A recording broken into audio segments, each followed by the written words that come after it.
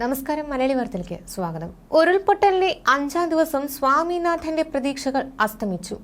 ഓമനിച്ച് വളർത്തിയ പൊന്നോമന ഇനി ഇല്ലെന്ന സത്യം ഉൾക്കൊള്ളാനാകുന്നതിലും അപ്പുറമായിരുന്നു.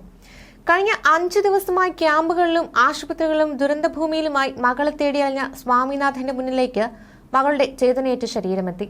ചാലിയാർ പുഴയുടെ ഓരത്തു നിന്നായിരുന്നു അവന്തികയുടെ മൃതദേഹം കിട്ടിയത്. ഭാര്യയുടെ വിയോഗത്തിന്റെ വേദന മാറും മുമ്പായിരുന്നു മകളുടെ അപ്രതീക്ഷിത വിയോഗവും. ഇന്നലെ രാത്രി കൂടി പാത്തിരിക്കു സാർ, വീഡിയോ കോളിൽ പാത്തത് സാർ, അതും പറഞ്ഞു ഫോണിൽ അവന്തികയുടെ ഫോട്ടോമായി വീണ്ടും ആശുപത്രിയിലേക്ക് ഓടിയ സ്വാമിനാഥന്റെ അമ്മ മല്ലികയെ പെരുമഴയത്ത് മകൻ സ്വാമിനാഥൻ കെട്ടിപ്പിടിച്ചു കരുന്ന ദൃശ്യങ്ങൾ ഉള്ളിലേക്കുന്നതായിരുന്നു. സ്കൂളിൽ പോകാനുള്ള സൗകര്യത്തിനായാണ് സ്വാമിനാഥന്റെ 7 വയസ്സുകാരി മകൾ അനന്തിക സ്വാമിനാഥന്റെ പെങ്ങൾ കൗസല്യയുടെ വീട്ടിലേക്ക് വന്നത്. ഉരുൾപൊട്ടൽ ഉണ്ടാകുന്നതിന് 2-3 ദിവസം മുൻപാണ് വീട്ടിലെത്തി ചൂരൽമലയിലേക്ക് മടങ്ങിയത്. രാവിലെ അപകട വിവരം അറിഞ്ഞപ്പോൾ മേപ്പാടിയിലേക്ക് തിരിച്ചതായിരുന്നു സ്വാമിനാഥനും അമ്മയും. അന്ന് ആശുപത്രിയിലെത്തിയപ്പോഴായിരുന്നു കൗസല്യയുടെയും കുടുംബത്തിലെ 6 പേരെയും നഷ്ടപ്പെട്ടതായി മനസ്സിലായത്. കനത്ത മഴയിൽ ആശുപത്രി മുറ്റത്തുനിന്ന് നിർത്താതെ കരഞ്ഞ മല്ലിക ഓരോ മൃതദേഹത്തിനടുത്തുമെത്തി ഫോണിലെ വാട്സാപ്പ് പ്രൊഫൈൽ നോക്കി ചിത്രങ്ങളുമായി ഒത്തുനോക്കി പിന്നെയും കരയുകയായിരുന്നു. മല്ലികയെയും സ്വാമിനാഥനെയും പോലെ ആശുപത്രി വളപ്പിൽ ഒട്ടേറെ പേർ പലയിടങ്ങളിലായി ഇപ്പോഴും നിൽക്കുകയാണ്. ആശുപത്രിയിൽ എത്തിച്ച മൃതദേഹങ്ങളുടെ കൂട്ടത്തിൽ ഉറ്റവരുണ്ടോ എന്ന് ഉറപ്പിക്കുകയാണ് എല്ലാവരുടെയും ലക്ഷ്യം.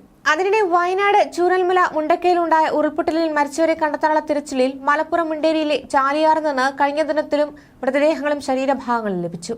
ശനിയാഴ്ച മാത്രം 3 മൃതദേഹങ്ങളും 13 ശരീരഭാഗങ്ങളുമാണ് കണ്ടെത്തിയത്. ഇവ നിലമ്പൂർ ജില്ലാ ആശുപത്രിയിൽ നിന്ന് വയനാട്ടിലേക്ക് കൊണ്ടുപോയി. അതിനിടെ വയനാട് ഉരുൾപൊട്ടൽ ദുരിതത്തിൽ നിന്ന് രക്ഷപ്പെട്ടവരെ മികച്ച രീതിയിൽ പുനരധിവസിപ്പിക്കുന്നതിനാണ് മുൻഗണനയെന്ന് മുഖ്യമന്ത്രി പിണറായി വിജയൻ പറഞ്ഞു. കൂടുതൽ സുരക്ഷിതമായ മറ്റൊരു സ്ഥലം കണ്ടെത്തി അവിടെ ടൗൺഷിപ്പ് നിർമ്മിക്കുകയാണ് ലക്ഷ്യമിടുന്നത്. അതിനാവശ്യമായ ചർച്ചകൾ ഭരണതലത്തിൽ ആരംഭിച്ചു കഴിഞ്ഞു. ചൂരൽമലയിൽ പുതിയ വീടുകൾ നിർമ്മിച്ചു നൽകാൻ ധാരാളം പേർ മുന്നോട്ട് വരുന്നുണ്ട്. ലോക്സഭാ പ്രതിപക്ഷ നേതാവ് രാഹുൽ ഗാന്ധി 100 വീടുകൾ നിർമ്മിച്ചു നൽകുമെന്ന് കേരളത്തിലെ പ്രതിപക്ഷ നേതാവ് വി ഡി സതീശൻ അറിയിച്ചിട്ടുണ്ട്. കർണാടക മുഖ്യമന്ത്രി സിദ്ധരാമയ്യ 100 വീടുകൾ നിർമ്മിച്ചു നൽകും. അദ്ദേഹത്തെ നേരിട്ട് വിളിച്ച് നന്ദി അറിയിച്ചുവെന്ന് മുഖ്യമന്ത്രി പറഞ്ഞു. വെള്ളാർമല സ്കൂളിൽ പഠനം പുനരാരംഭിക്കാനുള്ള നടപടികൾ വിദ്യാഭ്യാസ മന്ത്രി വയനാട്ടിലെത്തി ഏകോപിപ്പിക്കും. പ്രളയം, മണ്ണിടിച്ചിൽ, ചുഴലിക്കാറ്റ് തുടങ്ങി പ്രകൃതി ദുരന്തങ്ങളുടെ പ്രധാന കാരണം കാലാവസ്ഥാ വ്യതിയാനമാണ്. അതിതീവ്ര മഴ പലപ്പോഴും മുൻകൂട്ടി പ്രവചിക്കപ്പെടുന്നില്ല. കേന്ദ്ര കാലാവസ്ഥാ വകുപ്പ്, കേന്ദ്ര ജല commission, geological survey of India എന്നീ സ്ഥാപനങ്ങളാണ് മുന്നറിയിപ്പ് നൽകുന്നത്. ഇക്കാര്യത്തിൽ കാലഘട്ടത്തിന് യോജിച്ച മാറ്റങ്ങൾ വരുത്താൻ എല്ലാവരും തയ്യാറാകണം. വയനാട്ടിലെ ദുരന്തത്തിന്റെ കാരണത്തെക്കുറിച്ച് വിശദമായ അന്വേഷണവും പരിശോധനയും ആവശ്യമാണ്. തീവ്രമഴ സംബന്ധിച്ച് കേരള മോഡൽ മാനദണ്ഡങ്ങൾ നിർദ്ദേശിക്കാൻ കോട്ടയത്തെ കാലാവസ്ഥാ പഠന കേന്ദ്രത്തോട് ആവശ്യപ്പെടും.